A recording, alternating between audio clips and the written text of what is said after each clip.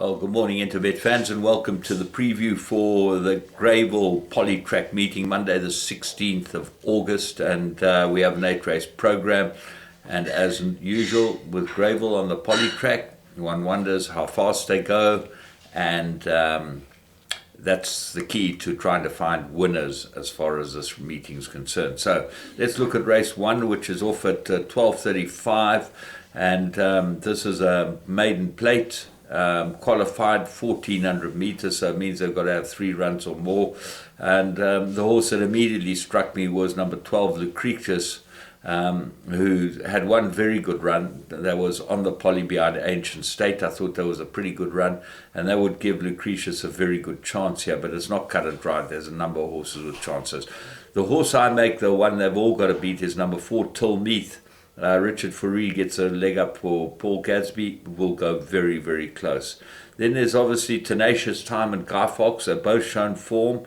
Tenacious Time's obviously riddled with problems because always comes back off a rest. Guy Fox is improving all the time. And Giuseppe's Song is the favourite. Some form was my comment, and needed its last run after a break, so you'd expect this one to improve quite nicely, but certainly been gelded, and that might help it. So it might be a worthy favourite here. Murphy Station's got some form as well. I put that into everything. So that's the first race, which is very difficult. Race 2, Merit rated 65, they go 1400 meters. Well, this is even more difficult. Dennis Bosch holds the key here. He's got 7 Night Warrior and 8 Higher Purpose. Both got top riders, Fourie and Kennedy aboard. Both of them got good form, and they look like the right two horses. So what else is there? Kasira gets a 4 kilogram claim. Rachel Venica, that will run well. Capriccio, there or thereabouts. Ashton Harris for the informed Paul Gadsby stable. Great Guy, improved last start. Number of others, but I'm sticking with Dennis Bosch. I'm going to put both his horses in. Race 3, Merit rated 65, 1400 meters, and another very difficult race indeed. Odin, we've been following this horse for a long time.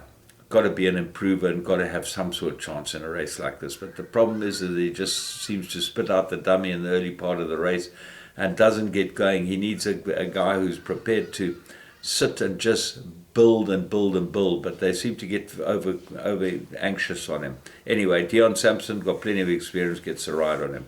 Forest Jump, good last run, second run after a rest. That's against him, but Keegan DeMello rides him. Palace wins my find of the race. That's number 9. Donovan Dillon with Wendy Whitehead. This horse has got some good form on the Poly track. I expect him to go well, but he is a bit difficult. The Peel gets in. That's number 13.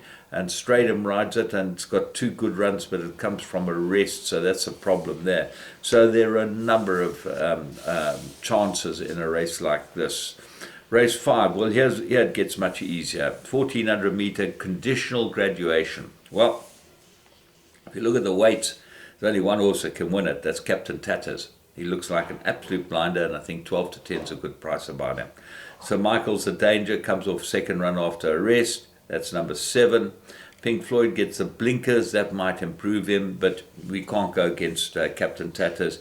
This horse, if you go back on his Poly track form, he ran a place behind one of the best sprinters around on the Poly track in a feature race as a 3-year-old. So he's got form, this horse, and he's a one-time winner from 14 starts. He's got to be able to win a race like this, otherwise he'll never win another race. Race 5, conditional novice, 1800 meters. Flyers of Saigon, number 1 is your favorite. Kamalo, very good last run. That was in the off to stud stakes. But I like Legislate stance here. Third run after a rest, looks like an improver. Lots to like about it. And they've fitted the blinkers, and I'll be waiting for the blinkers on this. And if you follow me every week, you've seen a number of horses we pulled out and had a good win on because they've been blinker strikes. I think it's very important to watch blinker strike. Blue Planet's got good form. I expect him to go well with number 7, Magical Midlands. That should go well as well. Count Marsh might be a danger for bigger exotics, but I'm going with only 2 horses. Race 6, Fillies and Mares, 2,000 meters. And this, at face value, looks like another very difficult race. You Deserve It, number 9, comes from Joburg. It's got some form. Will it go on the Poly? Q for You. This has got very good form and shows a lot of pace. Number 10, Gareth Wright, gets another chance here. But the horse I found here, the two horses I found, is 4 Panacotta. Looked big improvement last run, and should be able to go on from that over this distance. I think this is what it's been looking for. And Parkdale. Be very careful of Parkdale. Kanya Sakai gets an opportunity on this. Didn't run a bad race, and that was in that flying first class run. And you'll see that there's nothing between that and Panacotta, and that's why I put both of them in. Tough. Race 7.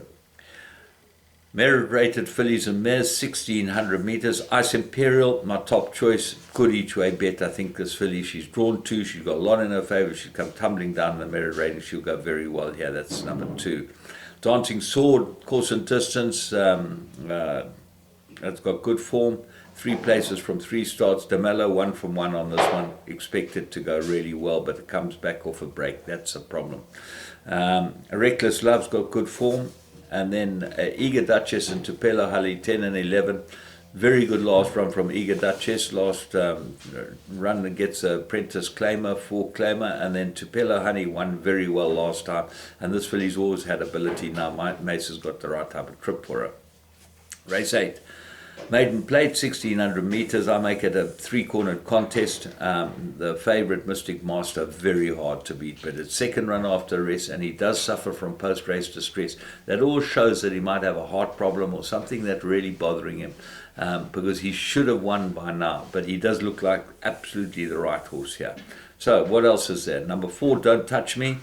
Third run, Pace Muzieni takes a ride on this. Now, interesting that Muzi jumped on this one. And Samunga jumps on Giant's Castle. Very good run from Giant's Castle last time. They look like the principals. Outsider, number 5, Staff Sergeant, although I think he's probably better on the turf. So, all in all, looks like a very interesting day, and I think that you got to find a few that you take chances with and fill up the rest. For me, James Goodman, and the whole Interbet team, have a great day's racing. And remember, get on the Vegas games. You can go on the Evolution site and play a power poker.